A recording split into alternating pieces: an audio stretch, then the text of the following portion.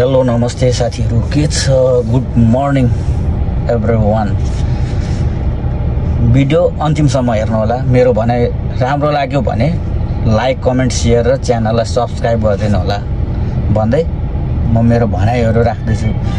अब आउने चुनावमा, अब फागुनमा चुनाव हुन्छ भनिरहेछ हैन।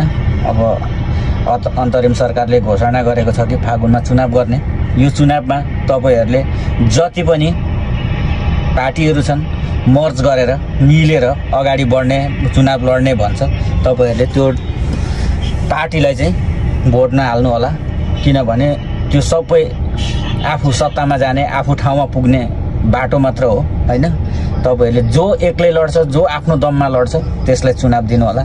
र भन्दै अब आउने चुनावमा चाहिँ हर्क साम्पाङको श्रम संस्कृति पार्टीलाई चाहिँ तपाईहरुले चुनावमा जिताउनु होला, अल नेपालबाट।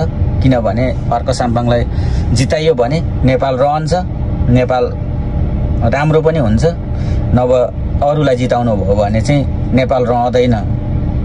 बुझ्नुभयो नि? नेपाल रहँदैन। नेपालै नरहे तपाईहरु कहाँबाट चाहिँ इलेक्सन लड्नुहुन्छ, कुन चुनाव लड्नुहुन्छ, कुन पार्टीबाट लड्नुहुन्छ है त? यो चाहिँ याद राख्नु होला।